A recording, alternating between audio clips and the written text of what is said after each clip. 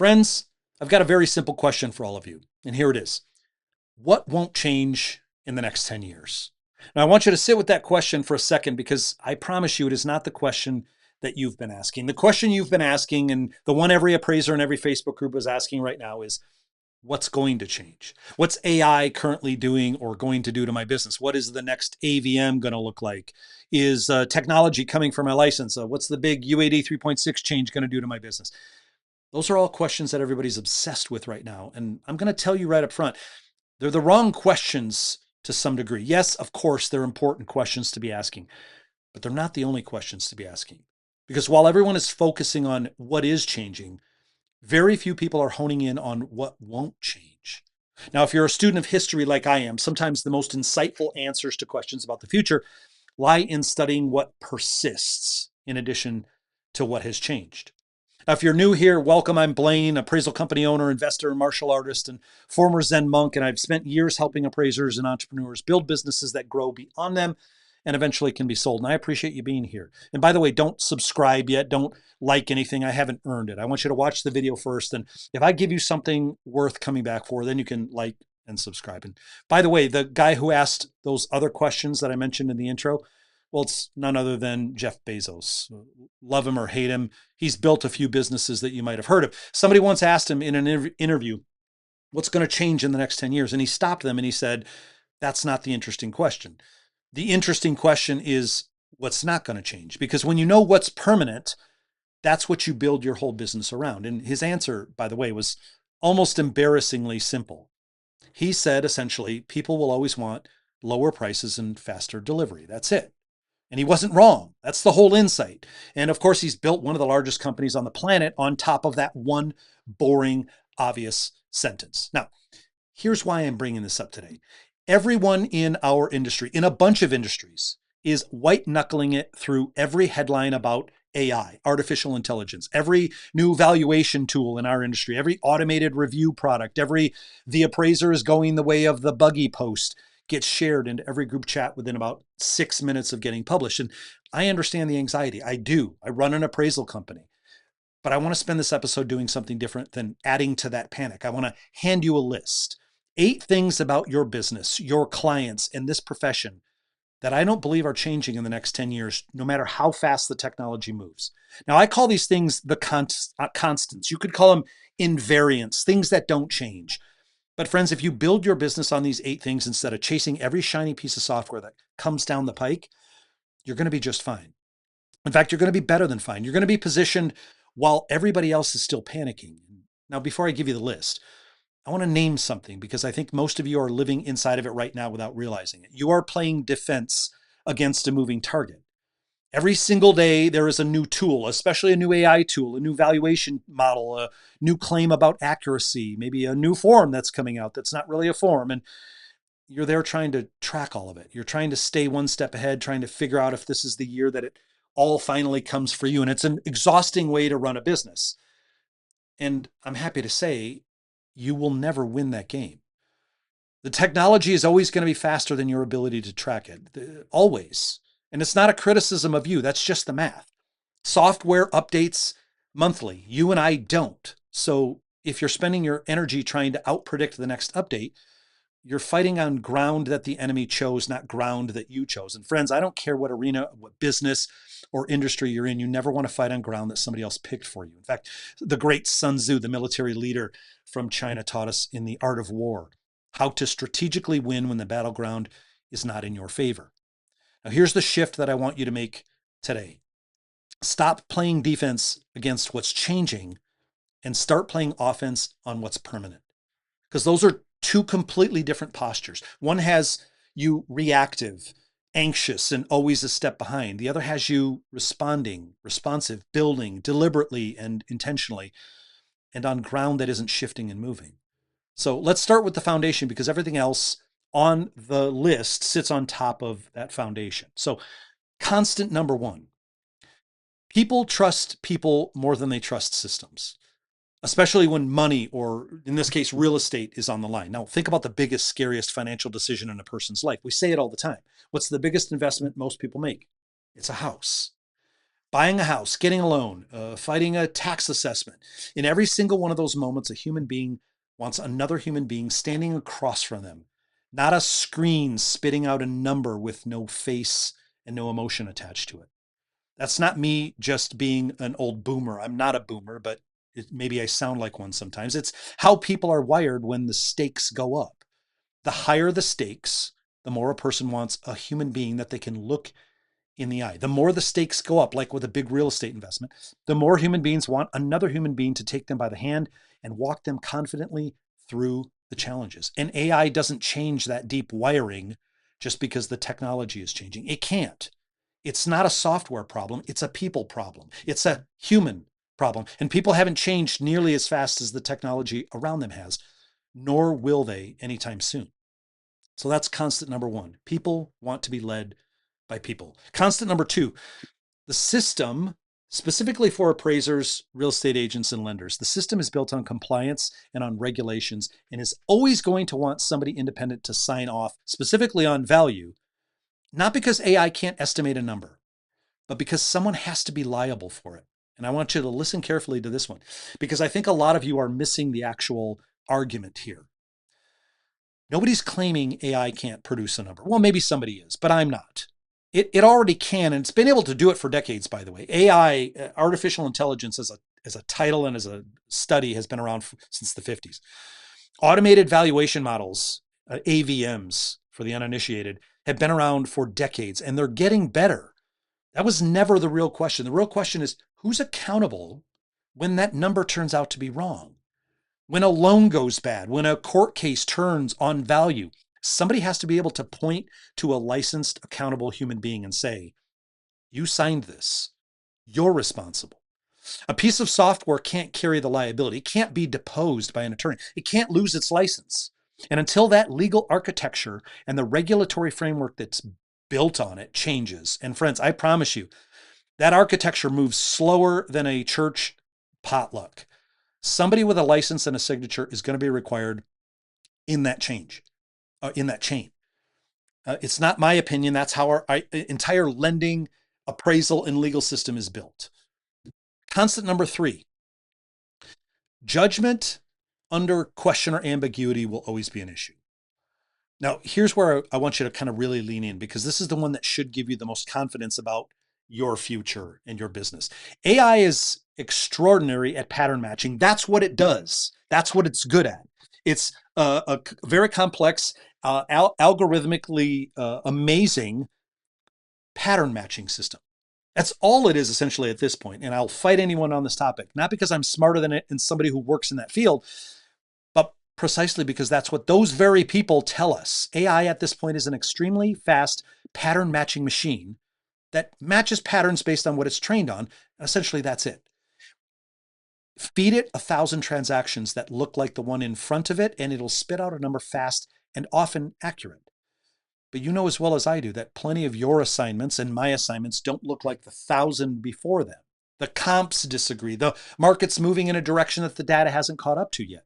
Something about the property just doesn't fit the model. That's exactly the moment that your client needs a human being who can sit with that ambiguity and make the call. And it's exactly the place that the technology is the weakest. Machines are built to handle what they've already seen. Your value as a professional lives increasingly more in the moments that they haven't seen. So, okay, we've established why trust and judgment aren't going anywhere. Now let's talk about where to actually put your energy, because knowing a truth and building a business on it are two vastly different things. Constant number four, something that's not going to change. Complexity creates specialists. That's it.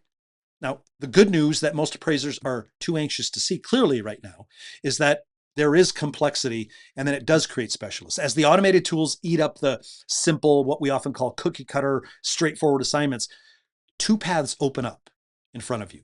Path one, you race everybody else to the bottom, competing for the shrinking pool of what we'll call easy cookie cutter work. Path number two, you become the person who handles what the automation can't touch. Complex properties, litigation support, estate work, unusual markets, unusual situations, unusual properties that don't fit neatly into somebody else's model.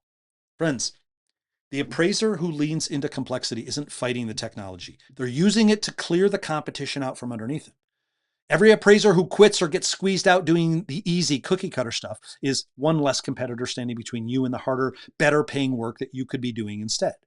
Now, side note, on the so-called easy stuff, uh, I see some know-it-all appraisers in the forums all the time saying that all the cookie cutter assignments are already gone, having been removed from the system by the likes of appraisal waivers and whatnot. Now, I've been saying it for 10 plus years now to stop listening to the know-it-all jerks in some of these forums. The vast majority of them are simply blowhards that didn't know how to build a solid business based on timeless principles. So what do? They project onto the world all of their own failings as if what has happened to them because of them will also be happening to you. I've built 3 appraisal companies in the last 27 years, in addition to the other businesses and industries that I've created wealth in, and I still own and run one of those appraisal firms.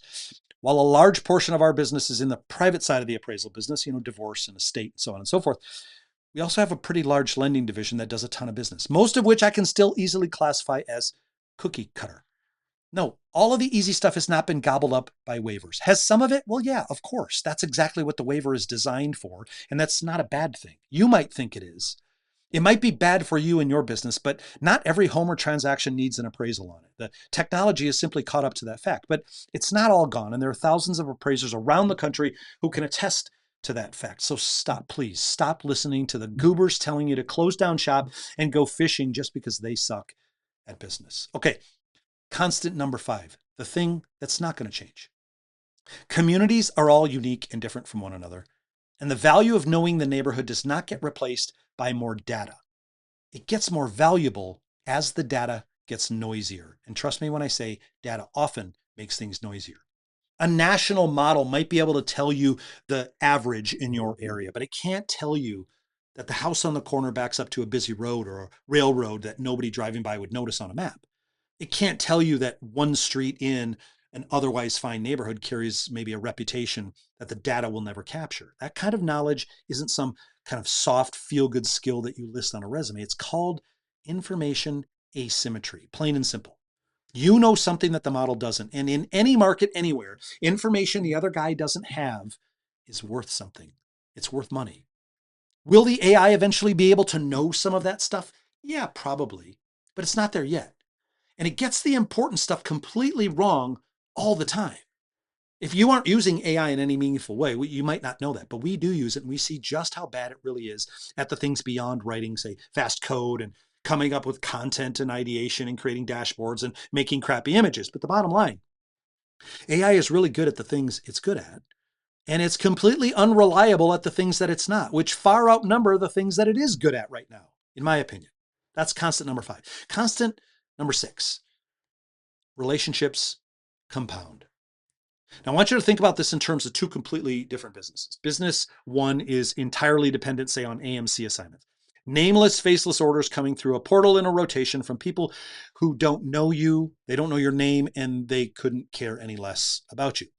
Business number 2 has spent 15 or 20 years building direct relationships with lenders and attorneys and agents and estate planners who call you by name because they trust you specifically.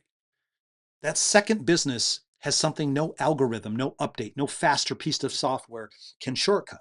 They have trust built over hundreds of real transactions, which doesn't reset because a new tool shows up. It only becomes more valuable because fewer and fewer people are willing to put in the years that it takes to build that kind of trust. They're afraid to do the boring everyday stuff. Everybody wants the shortcut. Everybody wants the overnight success without realizing that quite often the overnight success took 20 years. Almost nobody wants to do the compounding work, the boring stuff. That's exactly why the compounding stuff still pays off. By the way, we talk about this all the time in the Appraiser Increase Academy, the private Facebook community that's in there, which you can try out completely free for a whole month. It's called the Increase Academy, by the way, for a good reason. We focus on increase in almost every area of your life and your business, not just how to get another order into your inbox. Check it out if you want to grow not only your business, but your wealth, your investments, your health, your relationships, your tech, and your opportunities. We talk about all that stuff in there. It's one of the things that makes it unique, and there's no community like it for appraisers in the world. It's one of the most unique communities for appraisers out there, precisely because it's not just about your appraisal business. You can check it out at coachblaine.com/free month and see for yourself. Friends, I want you to feel the urgency underneath these constants, especially underneath the next two, because this is where the whole episode turns from comforting to taking action. Constant number 7. The cheaper it gets to fake something, even the cheaper it gets to create something, the more valuable a verified, trusted human becomes. Now think about what's happening right now, today, all around you. It's getting almost free to generate fake content, fake reviews, fake voices, fake expertise, fake faces, dressed up to look real. And friends, when fakery gets cheap or free, trust becomes even more valuable. That's the good news and the bad news. It becomes the scarce premium asset in the whole market. A lot of appraisers hear about AI and they think the trend is running against them. And I'm telling you, you've got the direction backwards. The rarer, real, accountable, trustworthy humans become in any marketplace, the more that trust is worth. But here's the catch. Trust doesn't just show up because you've, say, been licensed for 20 years. We see appraisers say that all the time. We see agents say it all the time. I've been doing this for 25 years. Yeah, who cares? Most people, by the way, repeat years 1 and 2 for 18 or 20 years. No, friends, you have to actually build it and you have to actively signal it.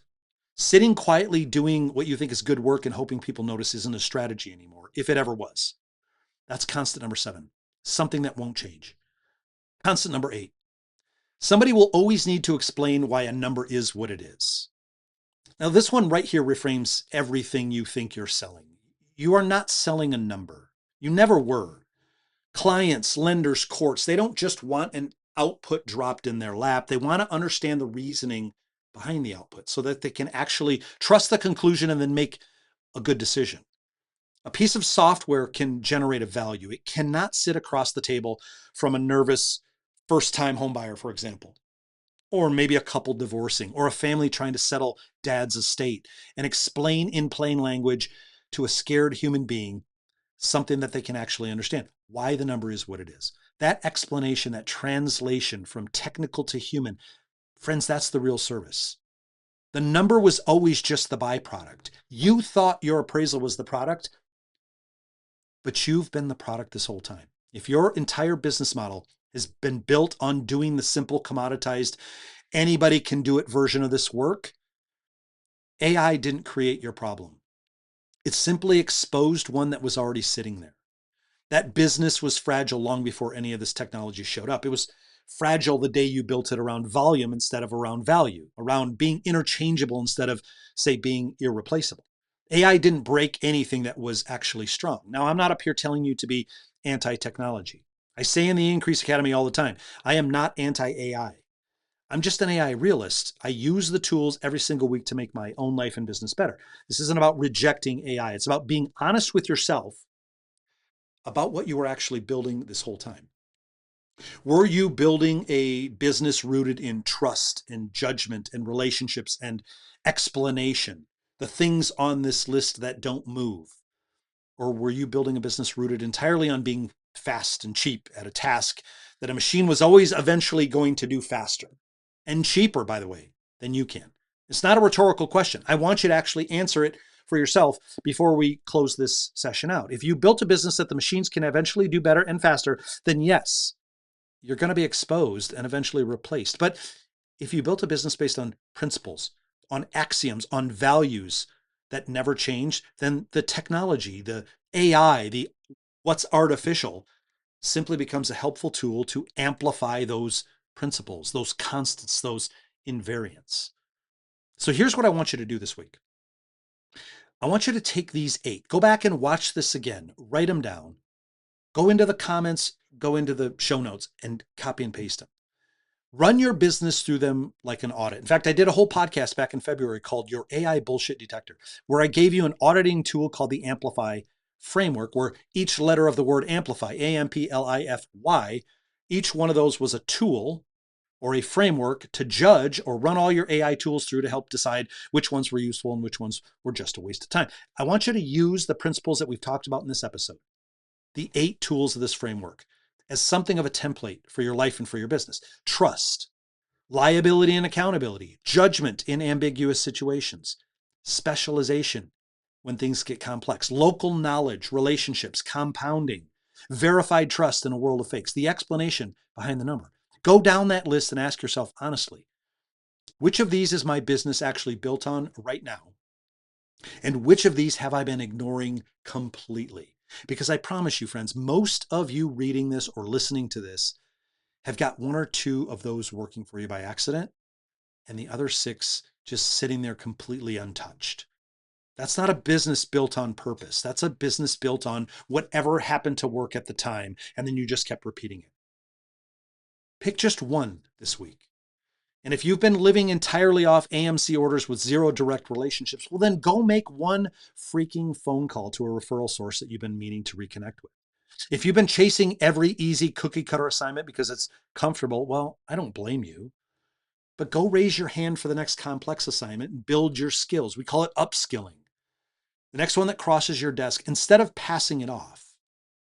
If you've never once explained your reasoning to a client beyond handing them the PDF or the XML file, well, then do it on your very next private assignment. Pick up the phone, or better yet, as I always recommend in the Increase Academy, do a quick screen capture video, walking them through the why, the rationale, how I chose my comps and why I did what I did. Small, deliberate action aimed at one of those 8 things. That's how you build on ground that doesn't move. And by the way, this works for every business. This isn't just for appraisers. When something is built on principles and values, it works everywhere forever. Everybody in this industry right now is asking what's going to change. I want you asking a different question. What's not going to change? And am I building on that? Build on the constants, my friends. Build on the invariants, not the trends. Everything you build on a trend eventually gets rebuilt cheaper and faster by somebody else next year. Nothing you build on trust, on judgment, on relationships, and explanation ever gets rebuilt out from under you, because those things were never about the technology in the first place. They were always about you. If you want help figuring out exactly which of these 8 your business needs most right now, that's precisely the kind of work that we do inside the Appraiser Increase Academy. Just go to coachblaine.com/free month. Come see what it looks like to build a business on purpose and on something that actually lasts. So until next time, my friends, do more, be more, live more, give more. I'm out.